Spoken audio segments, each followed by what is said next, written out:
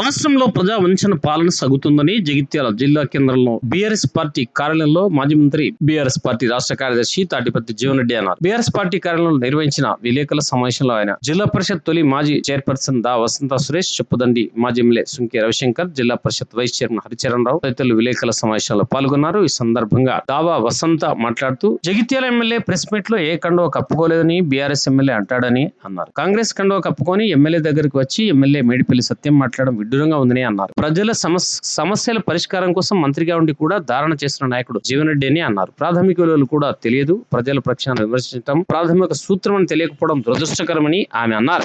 రేవంత్ రెడ్డి ముఖ్యమంత్రి కావడానికి కారణం కేసీఆర్ ని గుర్తుపెట్టుకోవాలని ఆమె పేర్కొన్నారు. రైతులతో కలిసి జీవన్ రెడ్డి, రవిశంకర్ ధర్నా చేస్తే కళ్లు తెరిచారని అన్నారు. మాజీ ఎమ్మెల్యే రవిశంకర్ మాట్లాడుతూ కల్లాల్లో ఉన్న ధాన్యం కొనుగోలు చేయాలని జీవన్ రెడ్డితో కలిసి రైతులతో ధర్నా చేస్తే మహిళా రైతులపై దాడి చేసి పోలీస్ స్టేషన్ కు తరలించారని ఆయన అన్నారు. జీవన్ రెడ్డిని కూడా ఈడ్చుకెళ్లారని, మీరు పోలీసులు కాంగ్రెస్ కార్యకర్తల అని ఆయన ఆగ్రహం వ్యక్తం చేశారు. రాష్ట్ర ప్రధాన కార్యదర్శి బీఆర్ఎస్ పార్టీ తాటిపత్తి జీవన్ రెడ్డి మాట్లాడుతూ రైతులు మద్దతు ధర రాకపోవడంతో పాటు కనీసం ధాన్యం కొనుగోలు చేయడం లేదని కడుపుమండి రోడ్డెక్కారని అన్నారు. నిన్నటి వరకు సోయి లేదు, పూడూరులో రైతులు ధర్నాతో అధికారంలో చేయడం వచ్చిందని, గత ఏడాది జగిత్యాలలో 4 లక్షల ధాన్యం సేకరణకు 1.40 లక్షల మెట్రిక్ టన్నుల ధాన్యం సేకరించారని, ఈ ఏడాది ఇప్పటి వరకు 20,000 క్వింటాల ధాన్యం సేకరించినట్లు పేర్కొన్నారు. నిజామాబాద్ లో 7 లక్షల లక్ష్యం అయితే 4 లక్షల కొనుగోలు చేశారని అన్నారు. వరి ధాన్యం, మొక్కజొన్న కొనుగోలు కనీసం ముందస్తు ప్రణాళిక లేదని, రైతులు రోడ్డు ఎక్కడానికి కారణం మీరు కాదా అని ఆయన నిలదీశారు.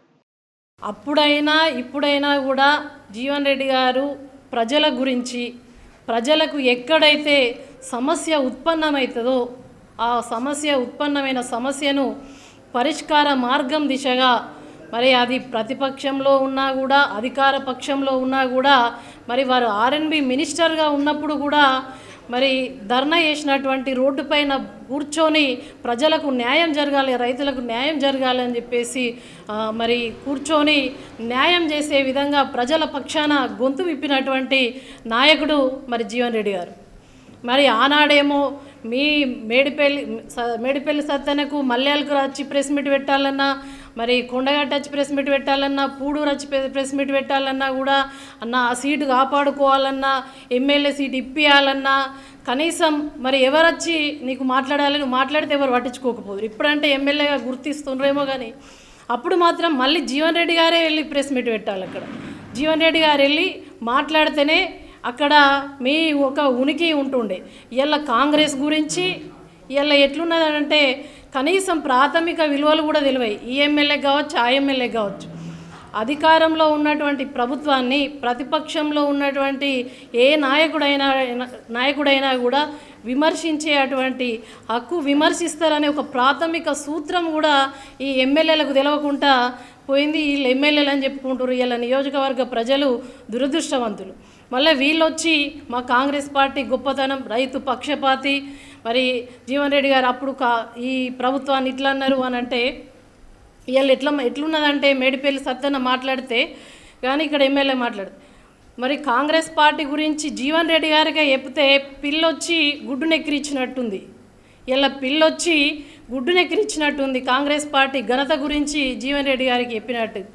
మేము రైతుల గురించి కళ్ళాల పండి మేము తిరిగితే ఇవాళ అది కాదు, ఇదే మా రేవంత్ రెడ్డి గారు బాగా చేస్తున్నారంటే ఇలా రైతులకు తెలుసు ఎవరు బాగా చేస్తున్నారో, ఎవరు ఏం చేస్తున్నారో అని చెప్పేసి. ఈ వ్యక్తిత్వం లేని ఎమ్మెల్యే దగ్గరికి వచ్చి మీరు ప్రెస్ మీట్లు పెట్టడం నిజంగా కూడా సిగ్గుచేటని చెప్పేసి తెలియజేస్తూ ఉంది. కేసీఆర్ గారి పాలనలో ఏం జరిగింది?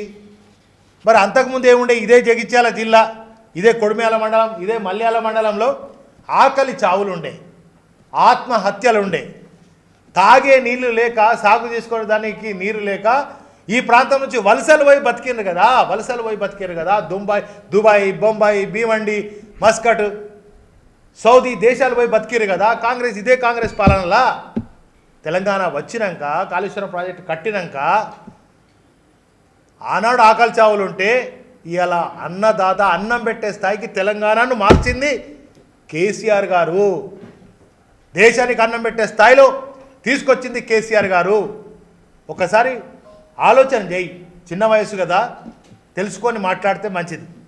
ఇలా కేసీఆర్ ఉన్నంతకాలం దేశానికి ఒక రోల్ మోడల్ పరిపాలన జరిగింది కనుక కేసీఆర్ రావాలని ప్రజలు, యువకులు, మహిళలు అందరు కోరుకుంటారు. బరాబర్గా 2.5 ఏళ్ల తర్వాత మళ్ళీ కేసీఆర్ ముఖ్యమంత్రి అవుతాడు. బరాబర్ కేసీఆర్ గారు ఆధ్వర్యంలో మళ్ళీ తెలంగాణ బాగుపడుతుంది. 20 ఏళ్ళ వెనకపోయింది ఇలా కాంగ్రెస్.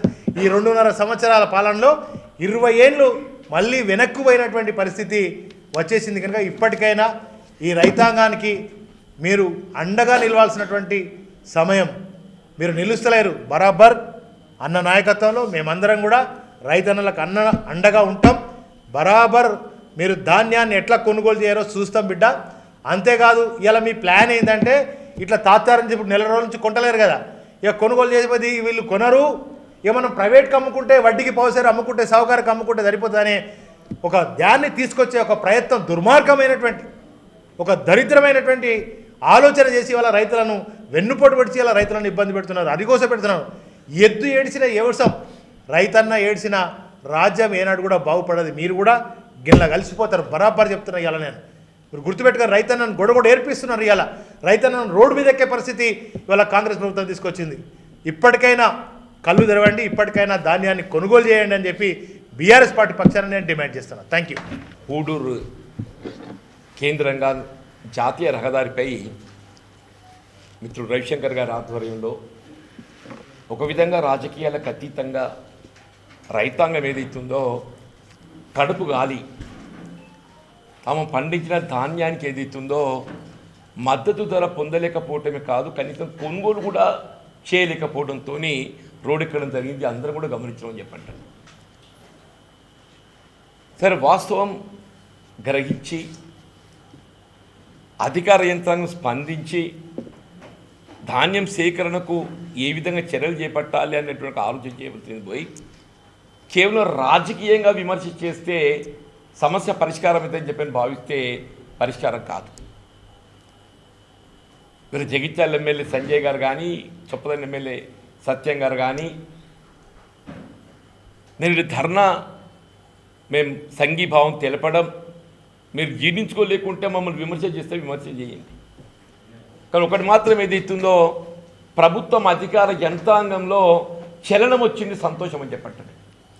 నిన్నటి పూడూరు ఏదైతే ధర్నా కార్యక్రమంతో వీళ్ళ జగిత్యాల జిల్లా అధికార యంత్రాంగంలో ప్రభుత్వంలో వీళ్ళ ప్రజాప్రతినిధులు మంత్రి గారే కానీ ఎమ్మెల్యేలే కానీ చలనం వచ్చేదిస్తుందో జిల్లాలో ఉండే ఒక పరిస్థితులు గ్రహించినందుకు సంతోషం అని చెప్పంటున్నాను. నిన్నటి దాకా మీకు సోయలేదు, ఇప్పుడు మా మిత్రుడు అన్నట్టు అసలు జగిత్యాల జిల్లాలో ధాన్యం సేకరణ ఏమవుతుంది అనేది మీరు ఎప్పుడైనా గమనించినా పరిశీలించండి. ఈ సంవత్సరం వీళ్ళు జిల్లా మంత్రి గారు ఏదైతుందో నిన్న ఉత్తమ్ రెడ్డి గారితో మాట్లాడుతుండే, మాకు సిరిసిల్ల టెక్స్టైల్ పార్క్ లోపల ఏదైతుందో మా గోడౌన్ ఏదైతుందో మీరు ఇప్పించగలిగినట్టయితే మేము ఈ వరిధాన్యం కానీ మేజ్ కానీ మేము అక్కడ స్టోరేజ్ చేసుకునే అవకాశం ఉంటుందని చెప్పాను. ఎన్నడూ నిన్న మాట్లాడుతున్నాడు మంత్రి గారు. ఇవాళ రివ్యూ పెట్టుకున్నాడు ప్రొక్యూర్మెంట్ సంబంధించి. ఇక్కడ మొత్తం జగిత్యాల జిల్లాలో రైతాంగం రోడ్ ఎక్కడానికి కారకులు ఎవరు? జిల్లా అధికార యంత్రాంగంతో పాటుగా అధికార పార్టీకి చెందినటువంటి ప్రజాప్రతినిధులు, మంత్రి గారే కానీ శాసనసభ్యులే కానీ చెప్పక తప్పదని చెప్పండి. మీరు మమ్మల్ని ఆడిపోసుకుంటే ఇట్లా ఉన్నది మాట్లాడితే ఉలిక్కి ఎందుకు పడతారా? మేము ఉన్నది మాట్లాడితే ఎందుకు ఉలిక్కి పడుతుందని చెప్పంటున్నాను నేను. జీవన్ రెడ్డి ఆనాడు ఏం మాట్లాడినా ఇవాళ ఏం మాట్లాడినా ఎప్పుడు నేను ఒకటే మాట్లాడతానే అంటున్నాను నేను. జీవన్ రెడ్డి ఆనాడు ఏం మాట్లాడినా ఇవాళ ఏం మాట్లాడుతున్నా రేపేం మాట్లాడినా ఒకటే మాట్లాడతా. ప్రజల పక్షాన ప్రజా సమస్యల పరిష్కారం కొరకు పాటుపడడం నా లక్ష్యం, ధ్యేయం అని చెప్పి అంటున్నాను. ఆనాడు ప్రశ్నించే గొంతుకనే ఇవాళ ప్రశ్నించే గొంతుకనే. ఇవాళ ప్రశ్నించే గొంతుక కావడానికి కొరకే నేను బీఆర్ఎస్ నాయకత్వం, కేసీఆర్ గారి నాయకత్వం ఎంచుకునేది ఇస్తుందో బీఆర్ఎస్ పార్టీలో చేరింది. రేవంత్ రెడ్డి గారు ఏదిస్తున్నదో ఆయన ప్రజాపాలన పేరుతోని ప్రజానికాన్ని ఏ విధంగా వంచిస్తున్నాడు, ప్రజాపాలన నెపంతో ప్రజాపాలన పేరుతోని ప్రజానికాన్ని ఏ విధంగా వంచిస్తున్నాడు. నేను దాన్ని సమర్థించలేక ప్రజల పక్షాన్ని నిలబడాలనే భావనతోని ప్రశ్నించే గొంతుకగా ఏదైతుందో వీళ్ళ కేసీఆర్ గారి నాయకత్వంలో బీఆర్ఎస్ పార్టీతో సాధ్యమవుతుందని చెప్పని నేను బీఆర్ఎస్ పార్టీ చేరిన అంటున్నాను. నేను ఆనాడు ప్రశ్నించే గొంతుకనే, ఇవాళ ప్రశ్నించే గొంతుకనే. ఆనాడైనా ప్రజల పక్షం నిలబడి పోరాటం చేసిన, సమస్యల పరిష్కారం పాటుపడ్డా, ఇవాళ కూడా అదే చేస్తుందని చెప్పంటున్నాను నేను. ఇవాళ ఏదైతుందో మీరు ఆ ధాన్యం శాఖను ఆలోచన చేయండి అంటూ శాఖను ఆలోచన చేయండి. దాని గురించి ఆలోచన చేయకుంటే ఏదైతుందో మమ్మల్ని ఆడిపోసుకుంటే ఆ రవిశంకర్ గారిని ఏమనడం లేక నన్ను ఏమనడం అంటే సమస్య పరిష్కారం అవుతుంది. అదే నేను ధర్నా చూస్తే మొత్తం రాష్ట్రం గమనించిండ్రు. ఆడబిడ్డలే అంటున్న ఆడబిడ్డలు. మేము కేవలం సంఘీభావం తెలపడానికి పోయినాం అక్కడికి. మేము కేవలం సంఘీభావం తెలపడానికి పోయినాం అక్కడికి. ఉన్నది మాట్లాడితే ఉలిక్కిపడతాడు, ఉన్నది మాట్లాడితే ఉలిక్కిపడతాడు. ఇప్పుడు రాష్ట్రంలో కొనసాగుతుంది ప్రజాపాలన కాదు, ప్రజా వంచన పాలన. ప్రజా వంచన పాలన.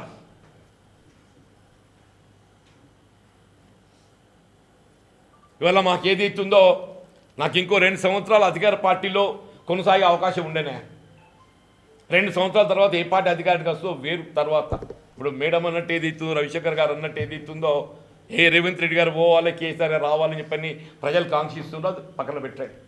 బట్ అదర్వైజ్ ఈ 2 ఏళ్ళు అయితే నేను అధికార పక్షాన అధికార పార్టీలో కొనసాగే నాకు అవకాశం ఉండే కదనే. నేను 2 ఏళ్ళు అధికార పార్టీని వదులుకొని ప్రజల పక్షం నిలబడిన బయటకు వచ్చి నేను ఈ 2 సంవత్సరాలు ఏదైతుందో నేను అధికార పార్టీని వదులుకొని ఇలా ప్రజా వంచన ఏదైతుందో రేవంత్ రెడ్డి చేస్తుంటే దాన్ని సమర్థించలేక, రేవంత్ రెడ్డి ప్రభుత్వం చేస్తున్న ప్రజా వంచన ఏదైతుందో దాన్ని సమర్థించలేక నేను అదే కాంగ్రెస్ పార్టీలో కొనసాగితే నన్ను ఇదే వసంత గారు రవిశంకర్ గారు ఏమంటారు, ఏమైనా జీవన్ రెడ్డి ఏం చేసిన పోయి మా రైతు భరోసా ఎక్కడున్నారు అడిగితే ఏం జవాబు చెప్పాలి నేను? మీరు మమ్మల్ని ఏమన్నా విమర్శ చేయండియా. బండకి ఎంత ఓపిక ఉందో మా శంకర్కి లేదు ఓపిక, కానీ నాకు ఓపిక ఉందా? నా వాయిస్తో నాకు ఓపిక వచ్చింది, నా వాయిస్తో నాకు ఓపిక వచ్చింది. మమ్మల్ని ఏం మాట్లాడదో మాట్లాడరా ఆయన.